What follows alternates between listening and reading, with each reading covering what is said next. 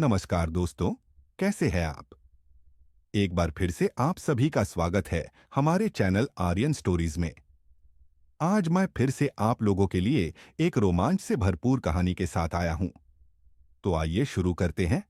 महात्मा बुद्ध के जीवन की अनेक कहानियां हैं जो आज भी हमें जीवन के गहनतम सत्य और व्यावहारिक मार्गदर्शन प्रदान करती हैं।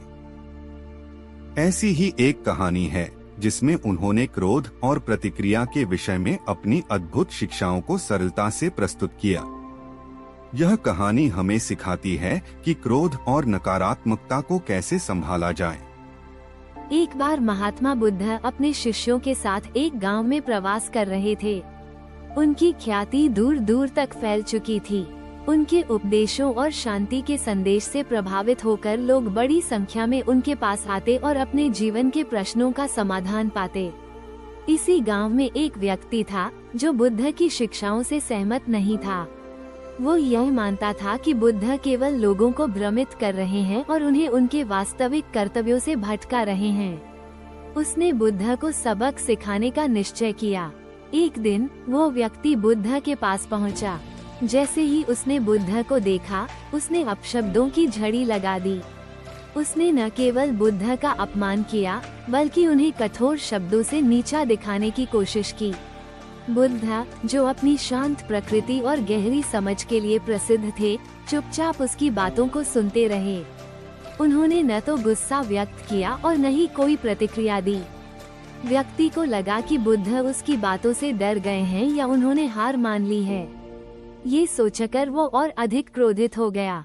उसने और भी कटु शब्दों का प्रयोग किया, लेकिन बुद्ध की स्थिति में कोई परिवर्तन नहीं आया। वे शांत, स्थिर और मुस्कुराते हुए बैठे रहे। उनकी यह प्रतिक्रिया उस व्यक्ति के क्रोध को और भड़काने लगी।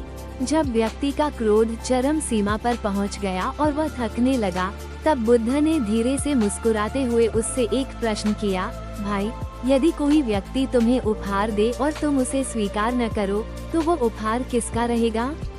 व्यक्ति ने कुछ क्षण सोचा और कहा, यदि मैं उसे स्वीकार न करूं, तो वो उपहार उसी का रहेगा जिसने उसे दिया। बुद्ध ने बड़ी सरलता से उत्तर दिया, ठीक उसी प्रकार, यदि मैं तुम्हारे क्रोध को स्वीकार नहीं करता, तो वो तुम्हारा ही रहेगा। बुद्ध के इन शब्दों ने उस व्यक्ति के हृदय को छू लिया। उसे अपनी गलती का एहसास हुआ। उसने महसूस किया कि उसका क्रोध और कटुता केवल उसे ही नुकसान पहुंचा रही थी। बुद्ध की शांति और धैर्य देखकर वह चकित रह गया। उसने बुद्ध से क्षमा मांगी और उनके चरणों में गिरकर कहा, हे महात्मा, मुझे क्षमा करें। मैंने अपने अज्ञान के कारण आपके प्रति कटुता दिखाई। कृपया मुझे सही मार्ग दिखाएं। ये कहानी हमें सिखाती है कि क्रोध को कैसे संभालना चाहिए। क्रोध एक ऐसा भाव है जो न केवल हमारे मानसिक और शारीरिक स्वास्थ्य को प्रभावित करता है, बल्कि हमारे संबंधों और कार्यक्षमता पर भी नकारात्मक प्रभाव डालता है। महात्मा बुद्ध ने दिखाया कि क्रोध का सबसे अच्छा उत्तर शांत रहना और उसे स्वीकार न करना है। उनकी इस शिक्षा में कई गहन सत्य छिपे हैं, जैसे क्रोध तब तक प्रभावी होता है जब तक उसे कोई प्रतिक्रिया मिलती है। जैसे ही हम उसे नजरअंदाज करते हैं, उसका प्रभाव समाप्त हो जाता है। बुद्ध ने ये भी सिखाया कि आत्म संयम का महत्व क्या है। यदि हम अपने विचारों और भावनाओं को नियंत्रित करना सीख लें, तो कोई भी बाहरी परिस्थिति हमें प्रभावित नहीं कर सकती। शांत और स्थिर मन से ही हम किसी भी चुनौती का सामना कर सकते हैं। क्रोध का उत्तर क्रोध नहीं, बल्कि शांति और समझ होना चाहिए। इस कहानी को हम अपने जीवन में कई तरीकों से लागू कर सकते हैं। नकारात्मकता को स्वीकार न करें। यदि कोई व्यक्ति आपके प्रति नकारात्मक है, तो उसे अपने मन में स्थान न दें। उसकी बातों को अपने आत्मसम्मान और शांति पर हावी न होने दें। सकारात्मकता फैलाएं।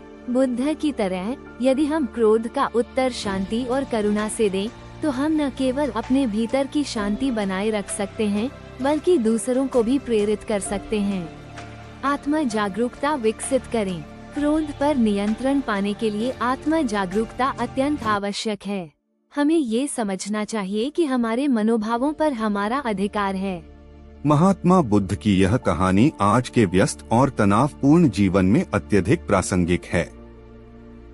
यह हमें सिखाती है कि क्रोध और नकारात्मकता को कैसे संभालना चाहिए और शांति को कैसे बनाए रखना चाहिए।